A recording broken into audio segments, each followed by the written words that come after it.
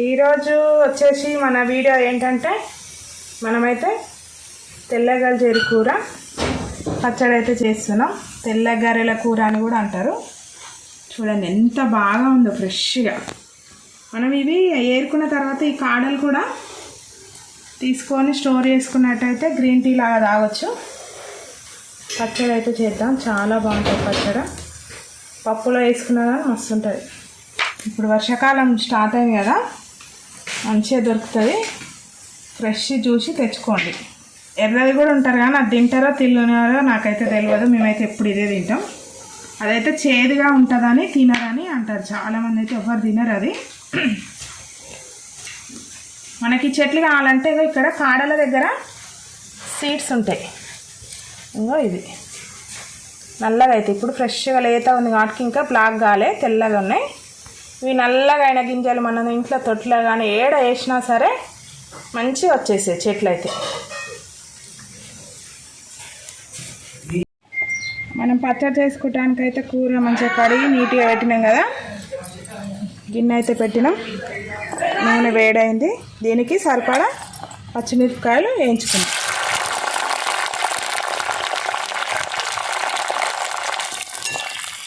మిరపకాయలు కొంచెం వేగినాక ఇందులోనే ఆకు కూడా వేసి వేయించుకోవాలి.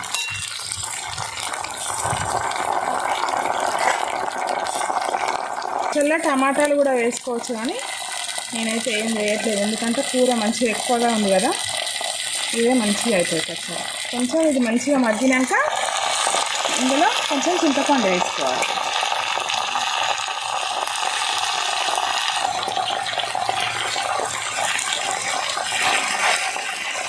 కొద్దిసేపు మూత పెట్టి అంతా దగ్గరకు అవుతుంది మంచిగా.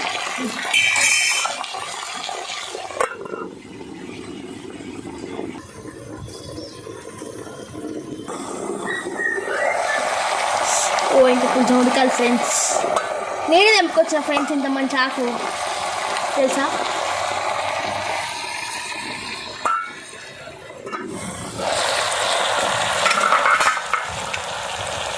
ఇదంతా మంచిగా కలుపుకొని మంచిగా వేగనియాలి.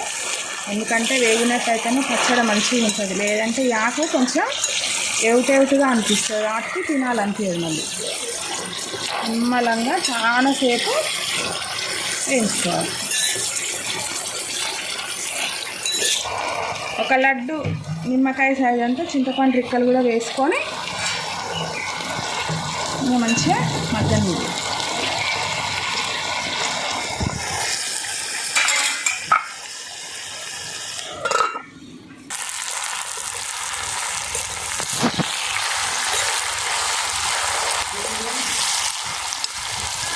కూర మంచిగా ఉడికింది కదా, తిన్నాం. సీజన్లో వచ్చిన ఆకుకూరలు అయితే చాలా మంచిగా తినడం, ఎందుకంటే ఇవి ఎప్పుడు దొరకవు కదా. ఇదంతా మంచిగా మగ్గినాక తీసి మనం ఇది మంచిగా కొంచెం ఇంకా ఉంచుకుందాం. ఎందుకంటే వాటర్లా ఉన్నాయి కదా, ఆ వాటర్ పోయేసరికి కొంచెం రోట్లో జీలకర్ర వెల్లిపాయ వేసి అయితే దంచుదాం. అది వేగుతుంది కదా, జీలకర్ర 2 స్పూన్లు. ఎందుకంటే జీలకర్ర వేస్తేనే పచ్చడి అనే టేస్ట్ మంచిగా ఉంటుంది. జీలకర్ర దంచుకొని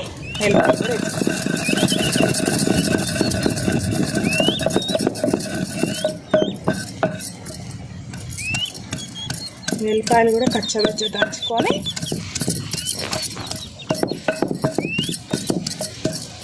ఇంకా ఆకు కూడా ఇళ్ళనే వేసి నవ్వుతే పచ్చడి రెడీ. దొడ్డుకు రేపు పండు ఇదైతే తీసుకున్నా. తీసి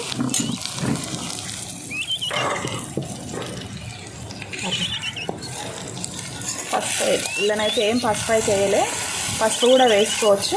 నేనైతే పోపు పెట్టేటప్పుడు ఇది అందులో వేసి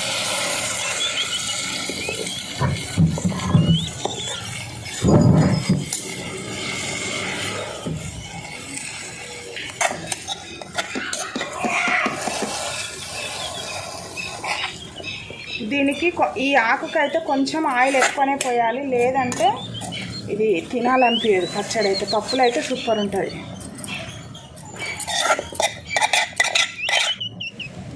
టేస్ట్కి తగ్గట్టుగా ఉప్పు వేసుకొని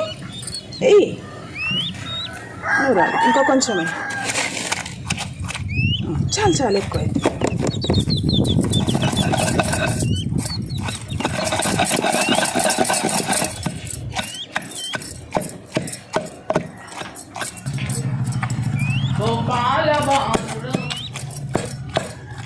ఇంతసేపు వేయించిన వాటర్ మళ్ళీ ఎట్లా వస్తున్నాయి.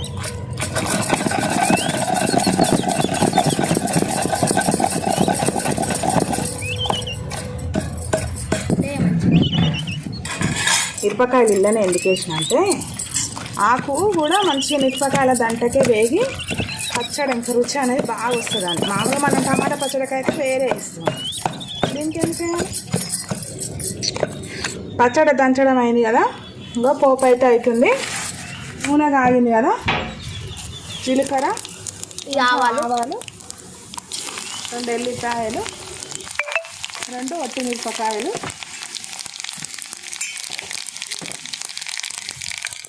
ఇంకా ఈ కరివేపాకు వేసుకొని కొంచెం పచ్చి కూడా వేసుకొని పోపు అయితే అయింది కదా. ఇప్పుడు పచ్చడి కూడా తీసి ఇందులో వేసి కలుపుకుందాం.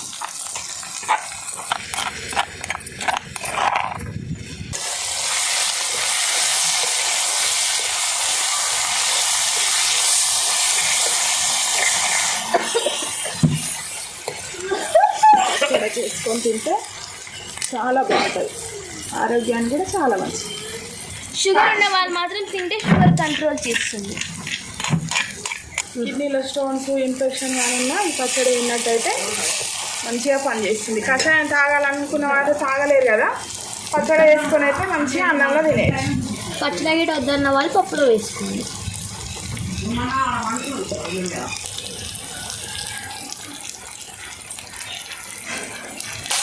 పోపు వేసినాక కొంచెం ఎందుకు ఉంచిన అంటే ఇందులో వాటరు ఎక్కువ ఉంటుంది. వాటర్ కొంచెం వాటికి తొందరగా మళ్ళీ పచ్చడి అనేది పాడవకుండా కొంచెం సేపు ఇట్లా అలా ఉడికించుకున్నట్టయితే పచ్చడి ఖరాబ్ కాకుండా ఉంటుంది. అయిపోయింది ఇక పచ్చడి. అంటే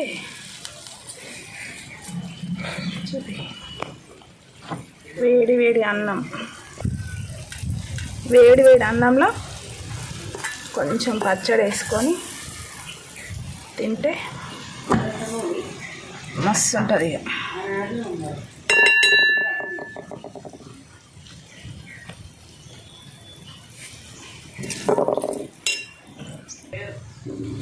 గంజేరు, తెల్ల గంజేరు కూర పచ్చడి వేడివేడిగా అన్నం. నిఖిలు ఇగరా, మా వాళ్ళు తిననన్నా కానీ పెడుతున్నా, ఎందుకంటే ఆకుకూరలు తినడం వల్ల చాలా మంచిది. మా పిల్లలు తింటారులే బాగానే అన్ని ఆకుకూరలు.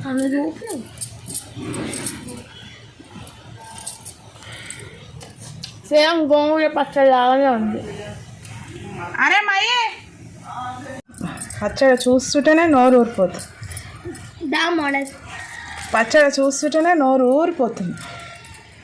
ఇలాంటివి తినడం ఎంత అదృష్టం ఉన్నది. తిని ఎట్టుందో